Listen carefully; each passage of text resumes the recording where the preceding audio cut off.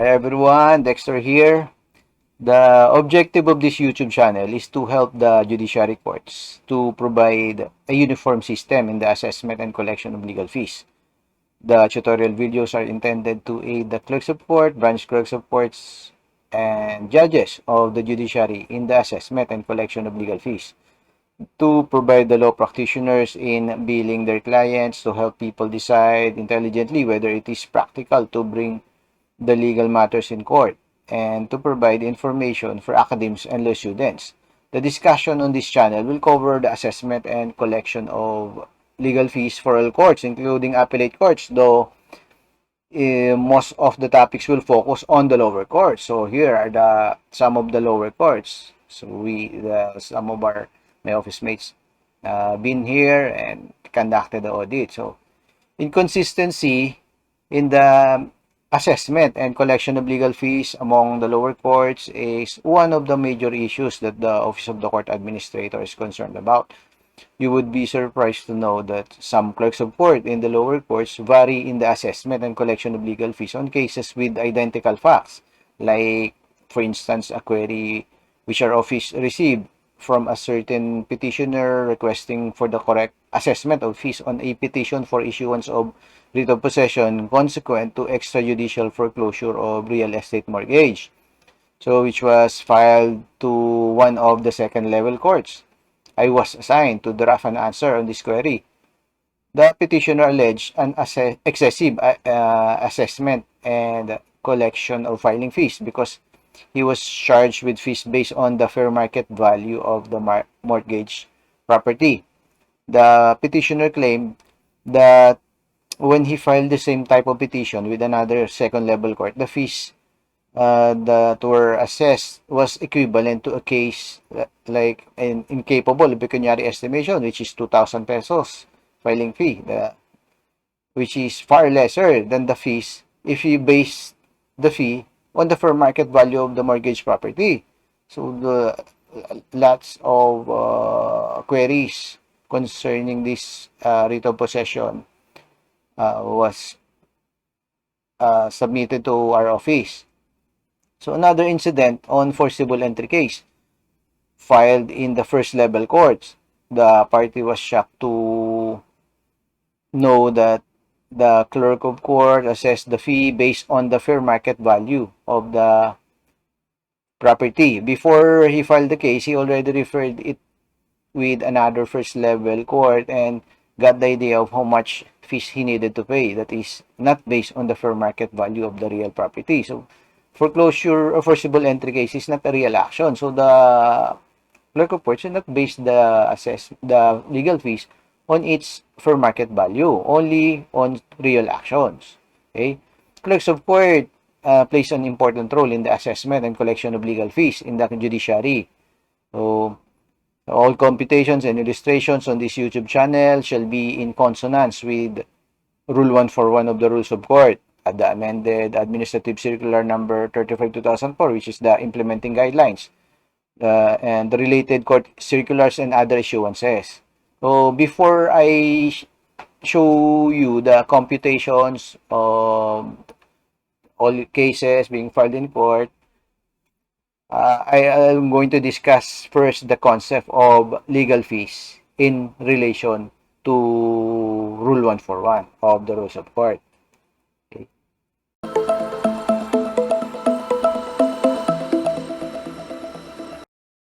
The Rule 141 was revised in 2004, which took effect on August 16, 2004. Then the implemented guidelines was issued, the Amended Administrative Circular Number 35/2004.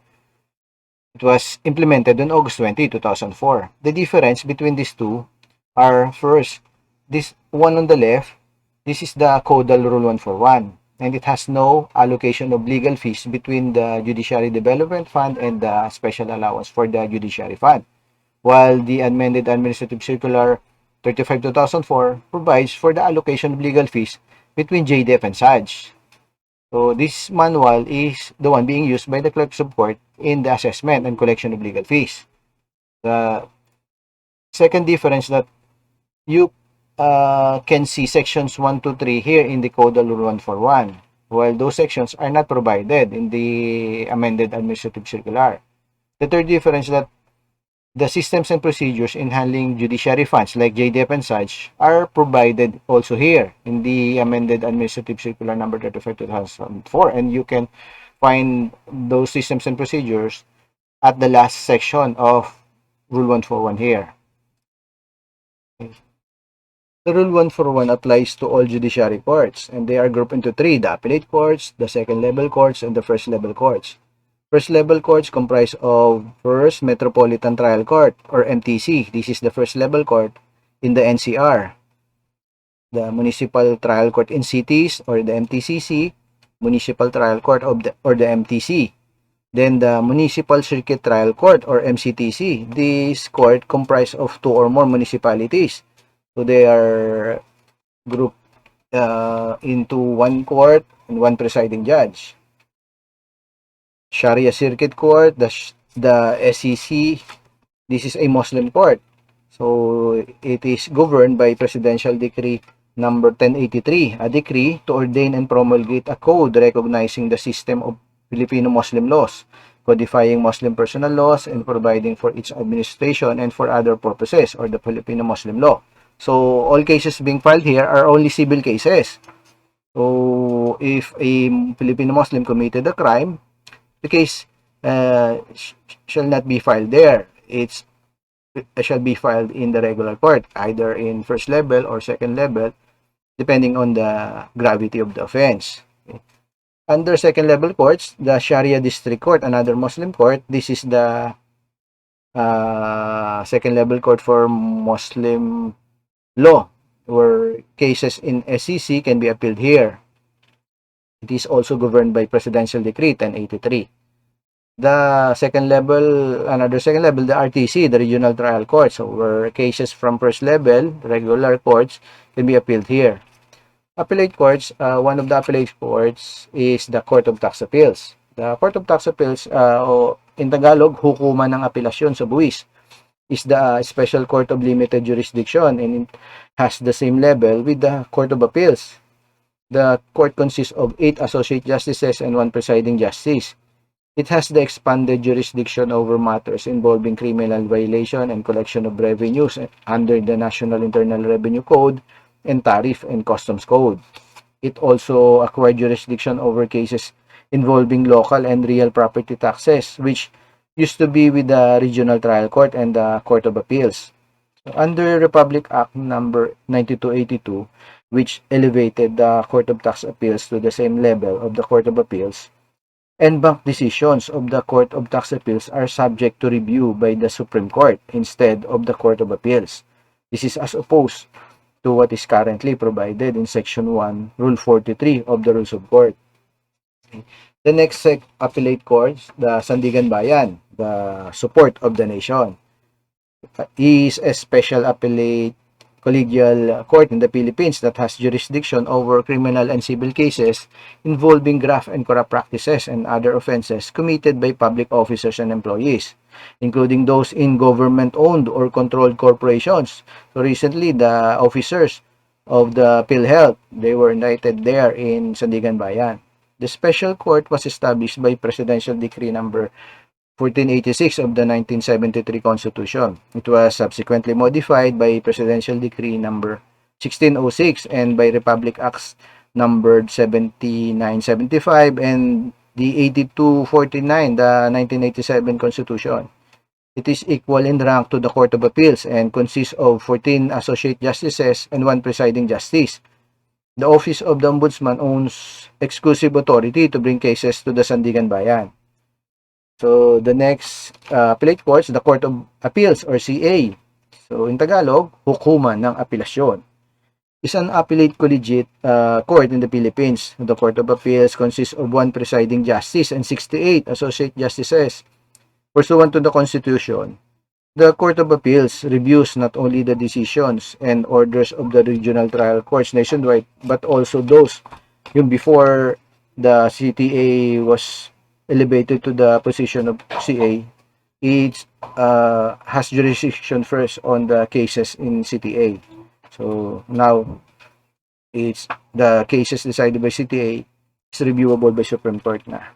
The awards, judgments, final orders, or resolutions of or authorized by 21 quasi-judicial agencies exercising quasi-judicial functions mentioned in Rule 43 of the 1997 Rules of Civil Procedure, thus plus the National Amnesty Commission. So from the Presidential Proclamation number 347 of 1994. And the Office of the Ombudsman, taken from the case of Fabian versus Desierto, 295 SCRA 470. So added to the formidable list are the decisions and resolutions of the National Labor Relations Commission, which are now initially reviewable by the Court of Appeals instead of a direct recourse to the Supreme Court via petition for certiorari under Rule 65. From the case of St. Martin Funeral Homes versus National Labor Relations Commission, 295 SCRA 414. Then, the last one, the Supreme Court of the Philippines. So, in Tagalog, kataas-taasang hukuman, colloquially referred to as the Korte Suprema, is the highest court in the Philippines. The Supreme Court was established by the Second Philippine Commission on June 11, 1901 through the enactment of its Act number 136, an act which abolished the Real Audiencia de Manila, the predecessor of the Supreme Court. So, the Supreme Court, the court of last resort. An overview of Rule 141 of the Rules of Court. Rule 141 has 22 sections. It applies to appellate courts, second-level courts, and first-level courts. Most of the sections are applicable to all judiciary courts. There are only 6 sections which are not. Section 1, about payment of fees. So, it is a general provision which are applicable to all level courts. For appellate courts, legal fees can be paid using cash, manager's check, or cashier's check, government checks, and even postal money orders. While in the lower courts, postal money orders are not allowed, but personal checks may be used in the payment of legal fees, provided it should be issued individually per fund. So, Section 1, the original provision of Section 1 provides that fees should be paid in full until it was amended. Now, corporate rehabilitation case can be paid in staggered basis if the filing fees are more than 100,000 pesos pursuant to an en banc resolution as implemented by OCA Circular number 138/2006. And I have a separate video tutorial on that. So, Section 2, Fees and Lien, another general provision where the court in its final judgment awards a claim not alleged or a relief different from or more than that claimed in the pleading. The party concerned shall pay the additional fees which shall constitute a lien on the judgment in satisfaction of said lien. The branch clerk of court, in case of multiple sala courts, shall issue an order of payment to direct the party to pay the appropriate fees to the office of the clerk of court. The clerk of court shall assess and collect the corresponding fees. Section 3, another general provision about persons authorized to collect legal fees. Persons authorized to collect legal fees are those persons bonded with fidelity bond to deputize them to receive money in behalf of the government. Section 4, this is fees for appellate courts. It's an exclusive section for appellate courts. So, if you're going to file cases to appellate courts, you can find the rates here. Section 5, fees to be paid by the advancing party. Another exclusive section for appellate courts. If the fees are not paid, the appellate court may refuse to proceed with the action until they are paid and may dismiss the action or proceedings. Section 6, fees for bar candidates. So the latest rate for new takers is 3,750. And for repeaters, an additional amount of 200 pesos multiplied by the number of times the applicant has failed in the bar examinations. Section 7, another exclusive section for second-level courts, RTC and SDC. For in the case of SDC, civil cases only. So, governed by Presidential Decree number 1083, the Filipino Muslim law. If a Muslim committed a crime, it would be under the jurisdiction of the regular court, the trial courts. So only the three subsections here, subsection J, O, and P, are not filing fees, but miscellaneous fees. That is, fees as notary public. If there's no notary public in the area, the clerk of court can notarize a document being an ex officio notary public. The letter P is for other services not provided under the preceding sections, like replacement or issuance of another check in case they should check for the refund of bonds or excess in STF, deposits got stale, or in the case of taking depositions if there are no notary public in the area. So 200 per page. Section 8 is exclusively for first level courts. So first level court judges are empowered to perform the function of notaries public ex officio under Section 76 of Republic Act number 296 as amended, or otherwise known as the Judiciary Act of 1948, and Section 242 of the Revised Administrative Code. Section 8, Mediation Fund. So, all civil cases, including special civil actions and special proceedings, except small claims cases. Now, small claims cases are exempt from payment of mediation fees. There are also legal fees. So, all civil cases, even if it's not mediatable, like in the case of annulment of marriage, it's not mediatable, but collection of mediation fee is required. Mediation fee, the explanation here is mediation fee is akin to LRF, the Legal Research Fund. If there's LRF, there's mediation fee. Okay? There are also legal fees for criminal cases. All cases under continuous trial where civil actions are instituted with the criminal action. So we have a circular on that, Circular 54-2018. So Section 10, sheriff fees. So sheriff's process service and other person serving processes. This section is the miscellaneous fee section. So charges here are services rendered by the sheriffs and process servers. Section 11 is stenographer's fee. So this is another general provision. So Section 9, 10, and 11 all are general provisions, meaning it's applicable to all judiciary courts. So Section 11, stenographers, the recent rates for TSN fees are 20 pesos per page before an appeal and 10 pesos after appeal, pursuant to OCA Circular Number 08-2019, dated January 22, 2019.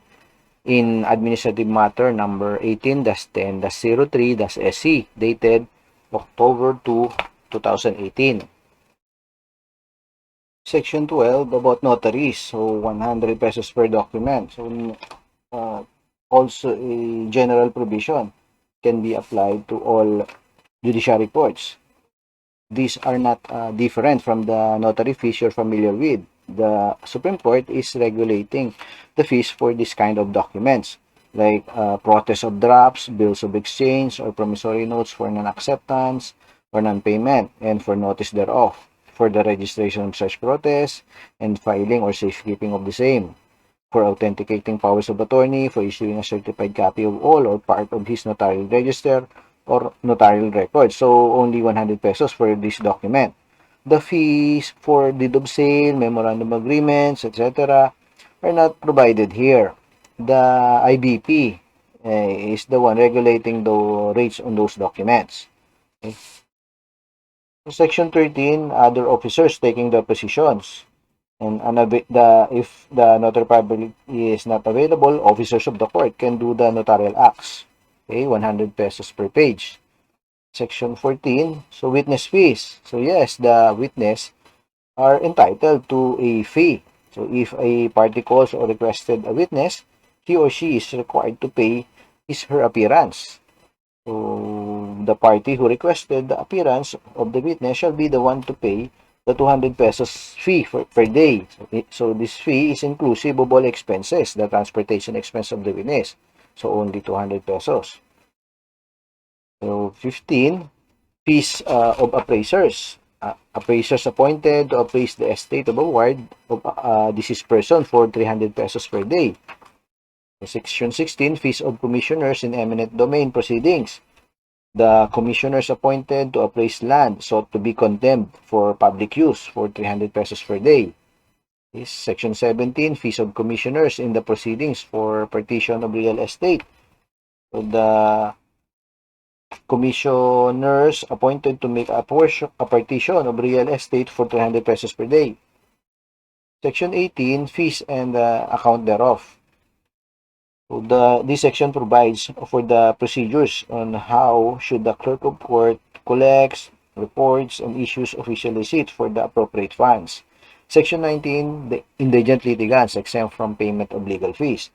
So there are two conditions here to qualify a party to be exempt from payment of legal fees. So there are two requisites: indigent litigants A, whose gross income and that of their immediate family do not exceed an amount double the monthly minimum wage of an employee. So if here in Manila, the minimum wage is 450, so double it times 2, 900 pesos. So he should not be earning more than 900 pesos per day.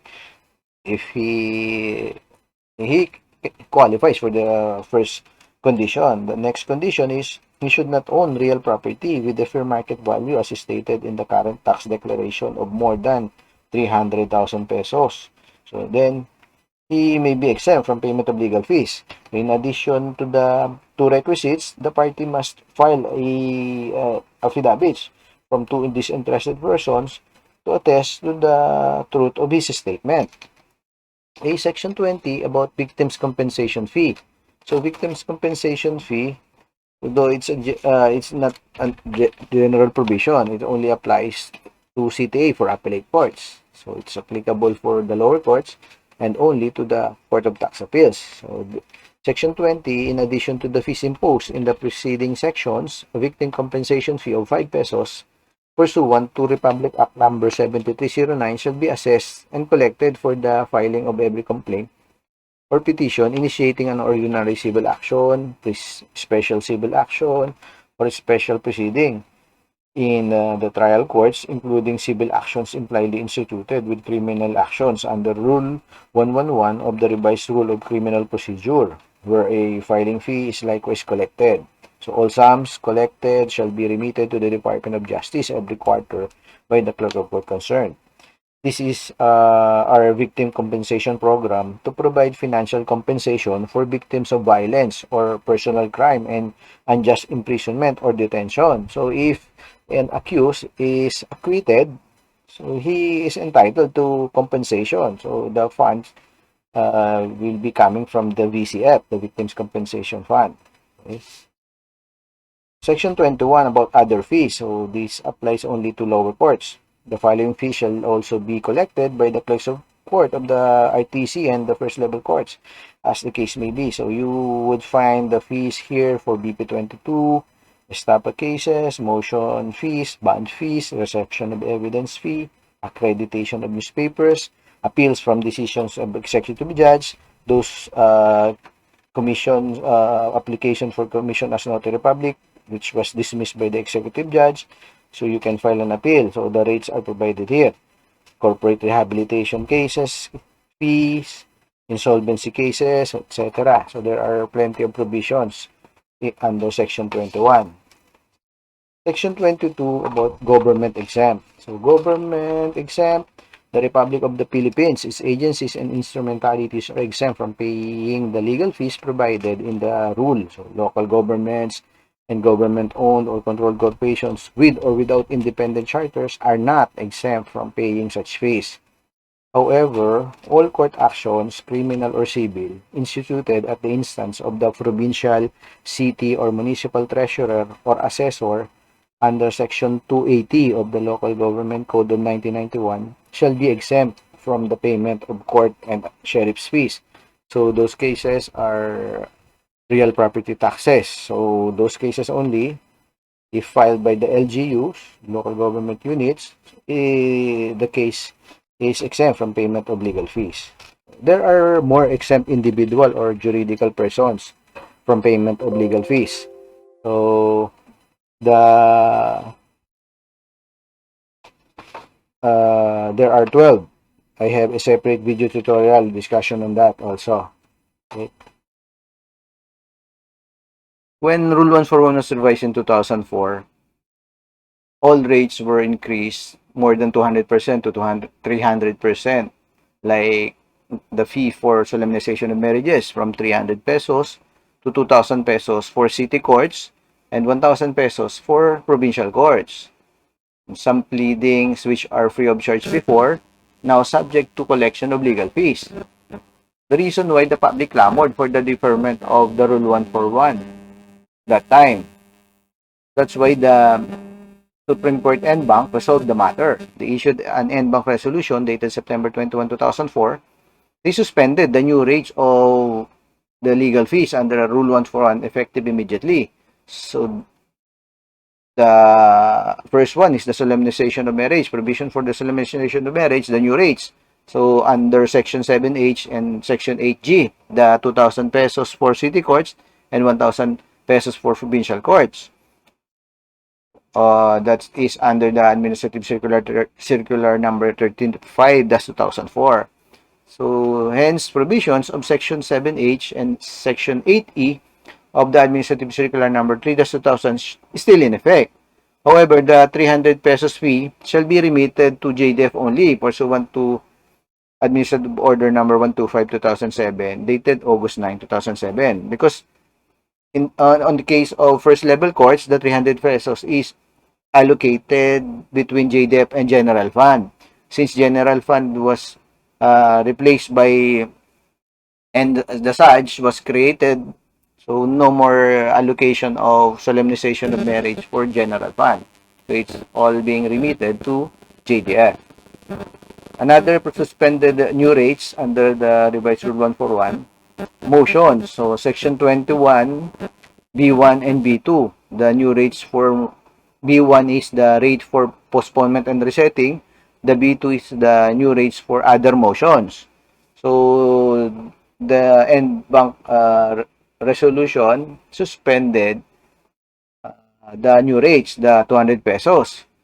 And they suspended the new rates. We're going back to the old rule, the Section 20B of Administrative Circular 3-2000. So the collection of postponement fee is when the motion was filed after pretrial stage. So 100 pesos for the first postponement plus 50 pesos for every postponement thereafter. So 100, 150, 200, so on and so forth. And to be remitted to JDF also. So pursuant to OCA Circular number 130, 2006. So if the case is consolidated, the postponement fee is computed based on the number of cases. So if 10 cases are consolidated, then if the party file a motion for postponement, so the postponement fee of 100 pesos shall be multiplied to the number of cases consolidated. So motions for the issuance of provisional remedies are not included in the suspended provisions. So it's being charged with a fee for first level court, 250. For second level court, it's 500 pesos. That's pursuant to Section 7M and 8E of the revised Rule 141. As clarified by OCA Circular number 36-2018 and should be remitted to SAJ only. Another suspended provision, the compulsory counterclaim. So before, under the old rule, no fee is being collected if you file a compulsory counterclaims. But when the revised Rule 141 was approved, it provides that compulsory counterclaim should be now subject to assessment of legal fees. So the public asked for the suspension of that provision. So they don't want to pay for compulsory counterclaims, the corresponding fee for compulsory counterclaims. So that's why it's included in the suspended provision. So under Section 7A of Administrative Matter number 35-2004. Aside from the suspended provisions on Rule 141, there were amendments, administrative adjustments, and clarifications issued by the court on Rule 141. And first of which was the Administrative Circular number 14-2005, which took effect on August 20, 2004, relating to Section 4H, so for Court of Tax Appeals, the allocation of the 10 pesos for every 1,000 in excess of 75 million was provided. Then the NBank resolution suspending the provisions for the motions, solemnizations, rates and compulsory. Okay, so before this, there was a previous amendment to Rule 141, that is the Administrative Circular number 14, 2005. So the next amendment adjustments, which took effect on September 27, 2006, OCA Circular number 138, 2006, affecting Section 21I. So NBank approved payment of fees in staggered basis on corporate rehabilitation cases if total filing fees are more than 100,000 pesos. So before, uh, fees are not allowed to be paid in staggered basis. So only the corporate rehabilitation case that the court allow to be paid in staggered basis. Then on April 10, 2007, OCA Circular number 35-2007 was issued affecting Section 21H. The court clarified that fees fee to be collected for petitions for inclusions, exclusion, or correction of names of voters shall be 100 pesos per respondent, and the filing fee is 100 pesos and 200 pesos for summons fee per respondent. So total of 300 pesos per respondent. Then on May 15, 2007, under Administrative Matter number 07-4-15-SC, Rules of Procedure in an election contest before the courts involving elected municipal and barangay officials was issued. So, affecting Section 21G of the Rule 141, wherein the rate of 1,500 pesos as filing fee for these cases is provided, and it was increased by this administrative matter from 1,500 to 3,000 pesos. Then on September 1, 2009, under Administrative Matter 07-11-08-SC and Bank Resolution, it provides an additional section to Rule 141. It's the special rules of court on alternative dispute resolution. So it implemented the Republic Act number 9285, April which was enacted on April 2, 2004. The creation of alternative dispute resolution is to actively promote party autonomy in the resolution of disputes or the freedom of the party to make their own arrangement to resolve their disputes. So the judges plays an important role on this one. Then next, on November 20, 2012, Supreme Court NBank issued a resolution under Administrative Matter 04-2-04-SC. So amending Section 1, the Supreme Court NBank implemented nationwide the guidelines on OCA Circular number 88/2007, which is the use of personal check in the payment of legal fees. So on OCA Circular 88/2007 provides that if the total fee for JDF and SAJ is more than 5,000 pesos, personal check shall be required in the payment of fee. And if lower than 5,000, it may be paid in cash. So for other fees, it should be paid in cash, MF, LRF, and BCF. So this guidelines is issued to avoid for the accountable officers to hold a huge amount of money in their possession.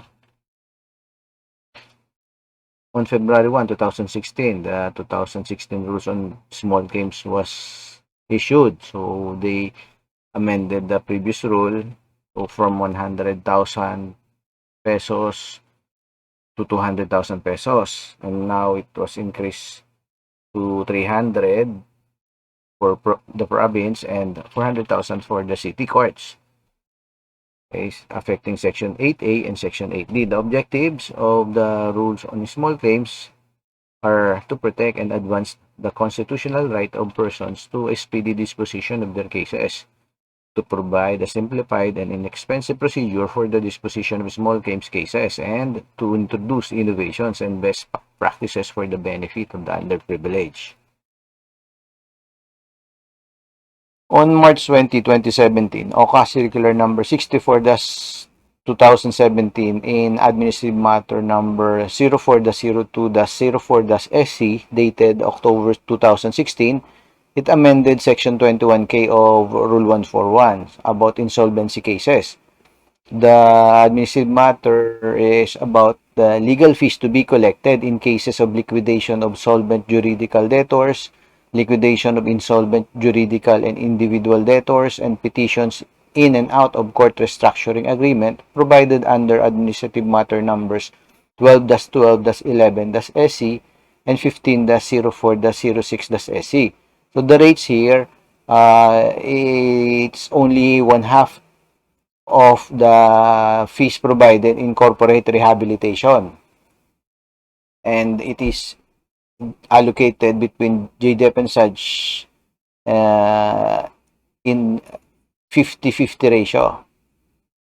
So on February 26, 2018, OCA Circular Number 36-2018. So this is an administrative adjustment. So clarifying Section 1 that personal check payments are allowed, and clarified that postal money orders are only allowed in appellate courts, not in lower courts. And another clarification in the OCA Circular 36-2018 affecting Section 7L, clarified that appeal fees cover both civil and criminal cases. It was taken from Rule 8 of Internal Rules of Court of Appeals, because there are issues here that some parties claim that criminal cases should not be subject to payment of appeal fee. No, the SC clarified that both civil and criminal cases are covered by the rules to collect appeal fees. Okay. On March 21, 2018, OCA Circular Number 54-2018, so affecting Section 7A and 8A, criminal actions instituted with civil action. So the lower courts were reminded that not only civil cases should be assessed and collected with appropriate legal fees, also criminal actions instituted with civil actions. On January 22, 2019, OCA Circular Number 08-2019, under Administrative Matter Number 18-10-03-SC, dated October 2, 2018. So, affecting Section 11. This is the fees rates for TSN. So, the rates for TSN was increased from 10 pesos to 20 pesos before appeal, and 5 pesos to 10 pesos after appeal. And on July 22, 2019, OCA Circular Number 128-2019,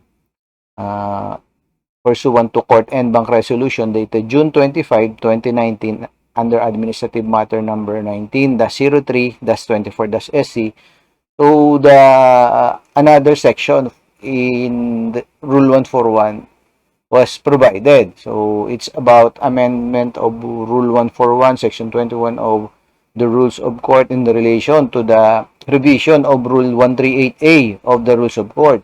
So the issuance of certificate for students taking up law.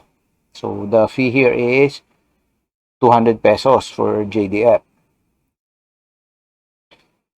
On January 7, 2020, OCA Circular Number 01-2020, pursuant to Court en banc resolution dated December 10, 2019, in Administrative Matter Number 19-11-278-RTC. So it stemmed from the letter inquiry of attorneys Roberto N. Dio and Margaret Iris E. Gallardo relative to Administrative Circular Number 111-2007 dated November 13, 2007. So it affects Section 10L. So reiterated, uh, that there's no 100,000 peso cap in the assessment and collection of foreclosure, the Courts Commission. So, clarification relative to the new rule on legal fees involving sheriff's commissions, so dated November 13, 2017.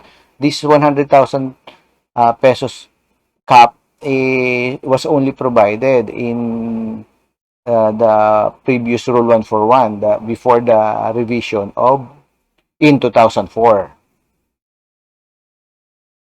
On January 31, 2020, OCA Circular Number 48-2020, so related section is Section 7G. So the resolution dated November 5, 2019 of the Court en banc in Administrative Matter Number 19-09-228-RTC, so from the letter or query of Attorney Rodeline T. Del Mundo regarding the correct assessment of filing fees in petitions for foreign judgment.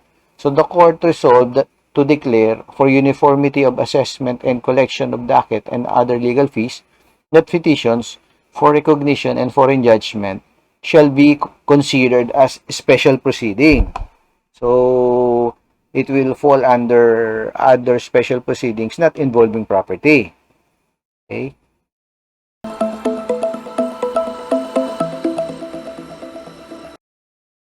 Okay, that was a very comprehensive discussion. I almost lost my voice there. If you enjoy this video and learn something from it, please give it a thumbs up. To see more videos about assessment and collection of legal fees, please consider subscribing. Thank you. Bye.